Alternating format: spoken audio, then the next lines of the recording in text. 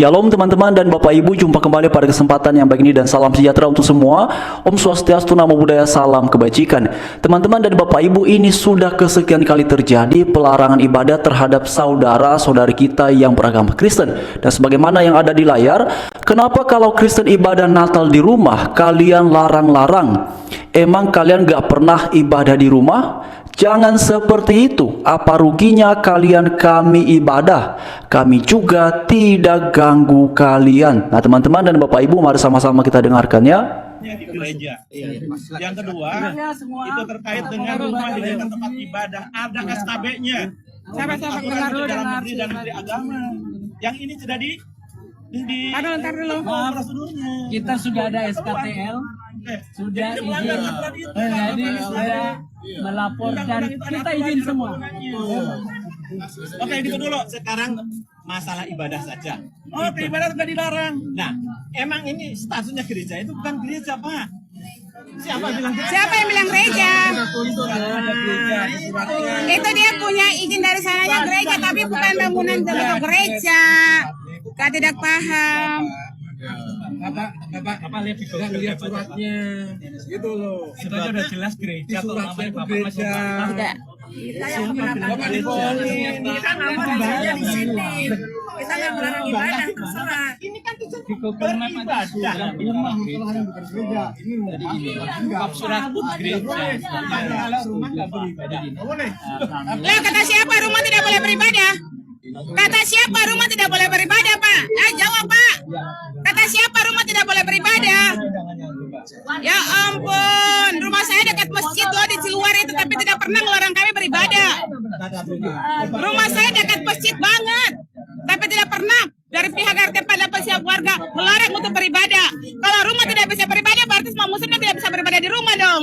Sama dong sama kita. Jangan seenaknya ngomong tidak bisa beribadah. Itu cuma formalitas. Karena dari suratnya sana memang di mana-mana SK itu turun kan ada izinnya surat. Seperti itu. Tapi kan di rumah kan bukan gereja, dia tidak pun nulis depan rumah gereja.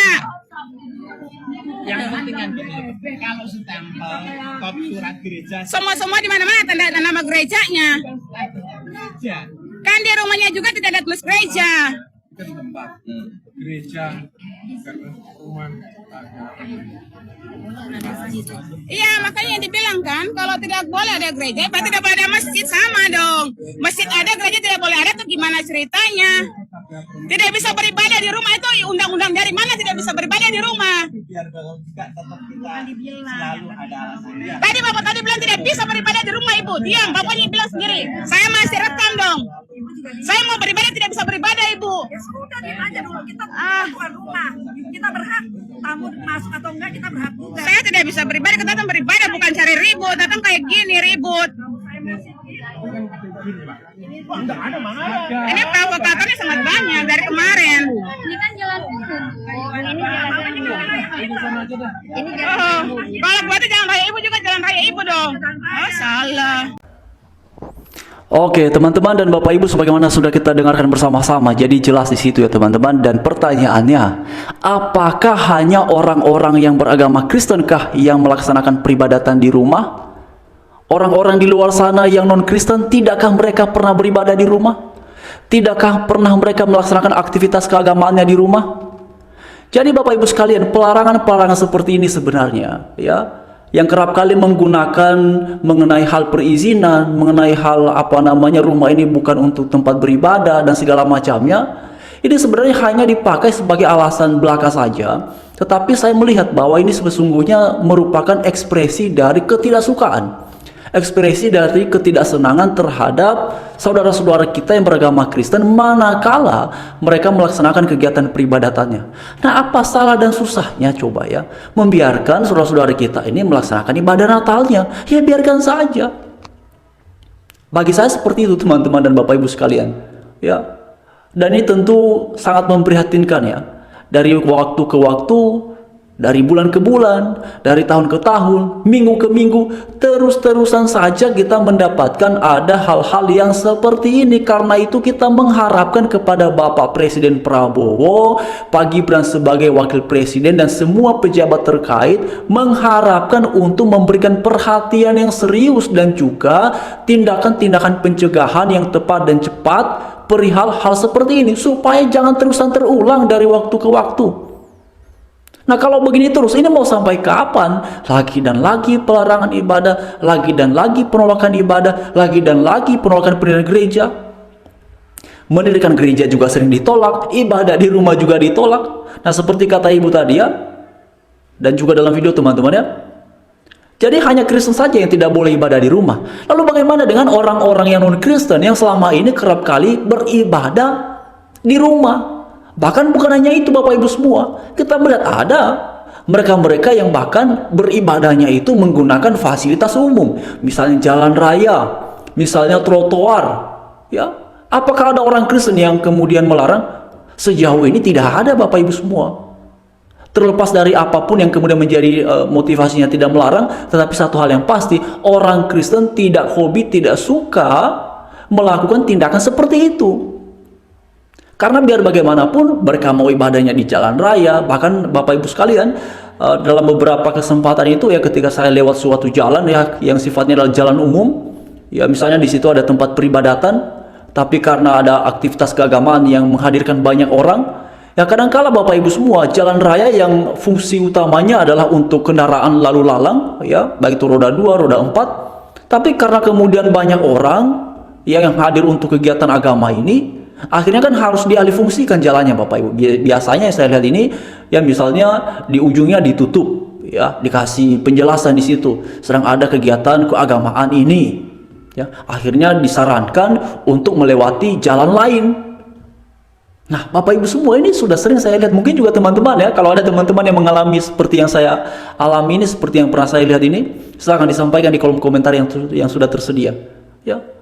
Nah, ketika jalan-jalan umum saja bisa dipakai manakala mereka beribadah, itu sesuatu yang dianggap boleh, tidak jadi sebuah persoalan. Lalu mengapa ketika ada orang Kristen mau ibadah Natal di rumah, lalu itu dianggap sebagai sebuah persoalan? Sekarang begini, apa juga ruginya mereka? Apa juga haknya mereka sebagai warga? Ya, mesti menanyakan izin. Emang ada SK-nya dari presiden misalnya, dari Kementerian Agama misalnya, oh kamu boleh menanyakan, ya perizinan orang Kristen kalau beribadah di sekitarmu, tanya dulu ada izinnya enggak? Emang boleh begitu? Orang Kristen yang beribadah ini sedang menggunakan haknya untuk beribadah, sedang menggunakan haknya sebagaimana diamanatkan oleh undang-undang. Tapi kenapa kemudian justru dilarang? Nah Bapak Ibu, tadi kan dikatakan ini bukan gereja ya, tapi di dalam penjelasan ibu itu juga bicaranya gereja. Mungkin maksudnya begini ya, ini itu tempat yang mereka fungsikan sebagai tempat untuk beribadah. Dan tempat ini belum ya menjadi sebuah gereja. Ya saya memahaminya tadi seperti itu ya, karena beliau juga katakan ini bukan gereja ya.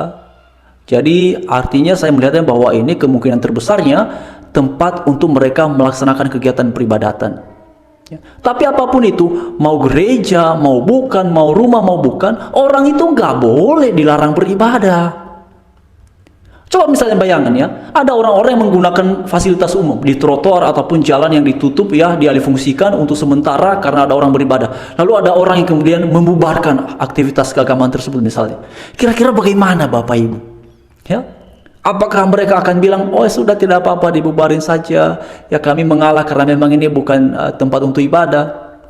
Ataukah sebaliknya justru bakalan ngamuk-ngamuk Bapak Ibu?